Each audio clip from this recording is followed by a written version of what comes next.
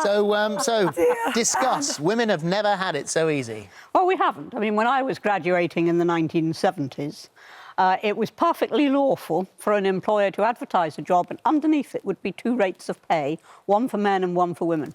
It was lawful for that employer to say, we don't take women. It was lawful to refuse a woman a mortgage, a property to rent, a finance agreement, just because she was a woman. And you could say that was why you were refusing it. Now, the feminists of those days were shouting out, give us equality, give us a level playing field, we'll show you we're as good as, if not better than the men. In the 90s, that all changed. And instead of being about, we want a level playing field, it was, we want a tilted playing field towards us. We want all women shortlists, we want quotas. And so it's gone on until now you've got the whinging even of the Me Too movement, and I'm not talking about the more serious cases, but where a woman will say, oh, 5 years ago, you know, a man put his arm around me and you know, I didn't want it and it made me terribly uncomfortable. We've started to look for sources of grievance because effectively we have one. And the women I'm sorry for, if I can just say, there's one group of women I don't think of one, and those are the women who want to be full-time mothers. That's their choice. And they're heavily discriminated against in the tax system, for a start, and by society in general, who seem to say, well, that's a second-class occupation. We had the recent example of Sam Cameron saying that when she tentatively suggested to David that maybe she'd be a full-time mother, he didn't like the idea at all. So you say that the playing field has tilted towards Heavily women. towards us. Well, many women would say that that's just not the case, that that's just not true, that pay gap that you've talked about is still very relevant today. It might not be advertised on brochures, but it's more underhand, it's more sort of secretively going on. The pay gap is very largely, not entirely, but very largely a myth.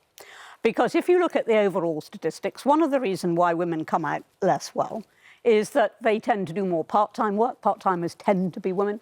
They tend to take time off to have children, sometimes repeatedly so. So inevitably, that has an impact on pay. When it comes to the more esoteric pay gaps that we've seen, such as in the media, you know, well, the male presenter gets more than the female or whatever it may be. We're paid the same. When you actually, yeah, well done. When you actually start looking at it, it's very often the case that the male's been there that longer, that he's had a higher profile, that something's happened. So I don't actually buy into what you're saying. And when you say it hasn't tilted, an all-woman shortlist means this, that a man can't compete. It's discrimination against the men. So in my walk of life, for example, which used to be politics, a man who's grown up in a constituency, brought his own kids up there, knows it backwards, good record there, can't actually stand because it's an all-women shortlist. That is wrong. You're saying also that men are wimps. Well, men are wimps because you've put up with it. Why do you put up with it, Phillip? I mean, you know, we didn't put up with it. I mean, we did fight in the end. Took us a while, but we did fight in the end. But everywhere you look, in the family courts, men are at a disadvantage. When it comes to allegations, they can be named. The woman isn't. They're at a disadvantage. All women shortlists, they're at a disadvantage. Quotas, they're at a disadvantage. And I've seen this close up when we had a selection for my successor, and we were told right from the outset we had to have an equal number of men and women on the shortlist, despite the fact there weren't an equal number of men and women applying. The hashtag #MeToo movement that you were talking about earlier on there, hasn't that given women a voice finally, one that has been suppressed for such a long time, one that needed to come out, that actually globally has made such a huge difference? No, I do not believe that. As I say, I'm about to tell you, if you just have the patience. Are you auditioning for John Humphrey's job or something? I'm not. I'm just I once asked him if he was paid by the interruption. I don't actually think that it has achieved anything except in, and I said that right at the start, you heard me say it earlier, except in the serious cases. They did need support, and that's fine. But it's also given rise to a lot of very trivial whinging. I mean, you've got recently an academic doctor, you know, not a doctor, but somebody with a DPhil or a PhD, complaining because at an airport, instead of being referred to as Dr. Smith, she was referred to as Mrs. Smith. Well, get a life, girls. Get a life.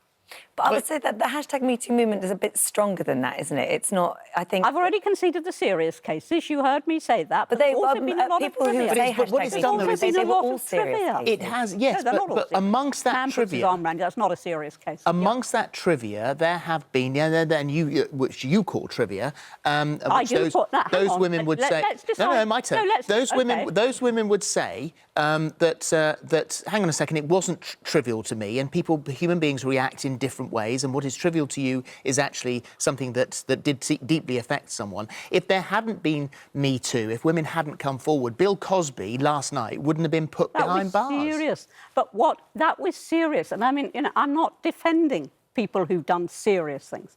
What I'm saying is there's a lot of trivia. I mean, there's even now a serious proposal, heaven help us, to make wolf whistling a crime. I mean, have we gone mad?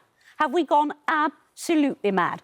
And what that indicates is we have won, and instead of sitting back and saying, we've won, now we're going to build on that, we're saying, oh dear, we mustn't win. We've got to find other causes of grievance.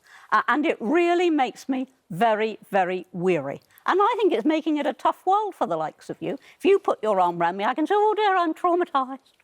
If I put my arm around you, nobody would pay 2 minutes' worth of attention if you said, oh dear, you were traumatised. Well, one of the other lines you say is that women want to be victimised.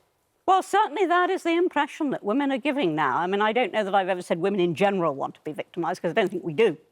But I think there is a cult of victimhood going on, whereby very trivial things that don't matter. I mean, wolf whistling doesn't matter. I quite like it, actually. Really doesn't matter. We've lost our sense of humour. We've lost our cheeriness. We've lost our sense of proportion. It's making for a horrible world.